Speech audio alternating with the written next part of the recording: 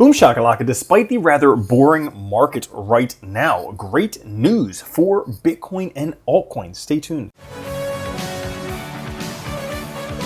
What's up everyone, Randall here from Crypto Love. Today's video, a lot of very interesting charts for Bitcoin and cryptocurrencies, including some great news for Bitcoin and for altcoins. Before we get into it, guys, make sure to like, subscribe, click the notification bell, come join us on Twitter at the Crypto Love. Push that like button. Now today, Fear and Greed 38.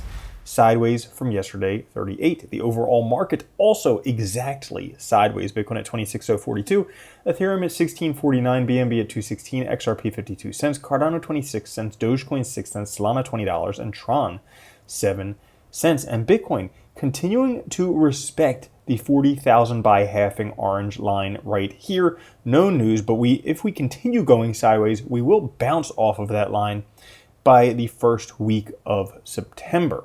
Now, as of right now, nobody is buying any Bitcoin. This is the trend accumulation score by cohort from less than 1 Bitcoin to greater than 10,000 Bitcoin. You can see all of it in red, maybe a little bit yellow. Pretty much nobody is buying any Bitcoin at the moment. But if we take a look, sellers are exhausted on the other hand. This is something that generally we see a lot of seller exhaustion when we are at price bottoms. We have seller exhaustion right now, suggesting that likely, since they've sold all that they can, we are close to a local bottom. Now pair that with the fact that the illiquid supply for Bitcoin has been going through a parabolic move since May. Right now, 80% of the supply of Bitcoin is considered illiquid. As the order book gets thinner, it makes explosive moves to the upside or downside more violent just because there's not that much available. Now, we know from history that Bitcoin is inversely correlated to DXY.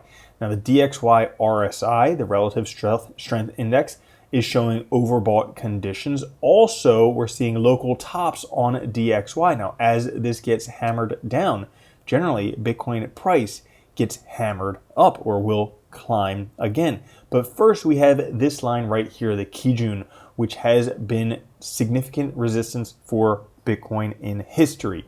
It's never an easy task to get rid of the Kijun as it's the second strongest line in the Ichimoku.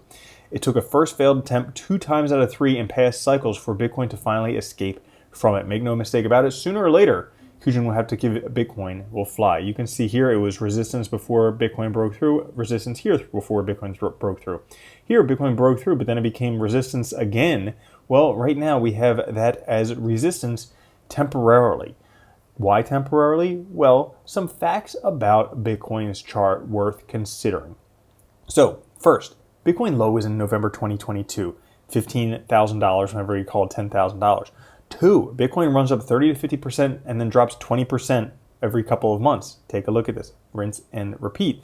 3rd, hidden bullish divergence on the daily. Strong continuation pattern. So we have lower RSIs, higher prices, and furthermore, number 4, higher highs and higher lows since November of 2022. And 5th, the daily RSI is the lowest since November, indicating a strong overselling of Bitcoin, reversion to the mean coming, because on this monthly chart we have a lot of signals flashing that are suggesting huge long opportunities for Bitcoin. So Bitcoin is under a buy signal confluence on the macro monthly chart. The turbo trend right here signaling long for the 3rd time in history.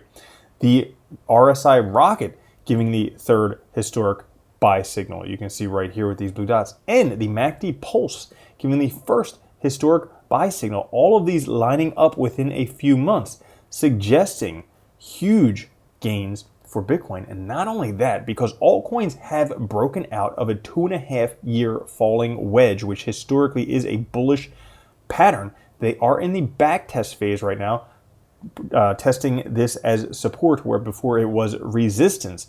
Many people think the markets will fall lower, but it's quite possible the opposite might happen, and many people will stand on the sidelines because whether you like it or not, the clock is ticking. We're only a matter of time away from the halving, and look at what Bitcoin does, not to mention what the rest of the market does after a halving. So that's all for today's episode. If you enjoyed it, push the like button. I'll catch you guys later. Have a good one. Love you. Peace. if you don't think Bitcoin's going to $1 million a coin and then $10 million a coin, you're already a loser. From now on, if you don't own Bitcoin, you're a moron.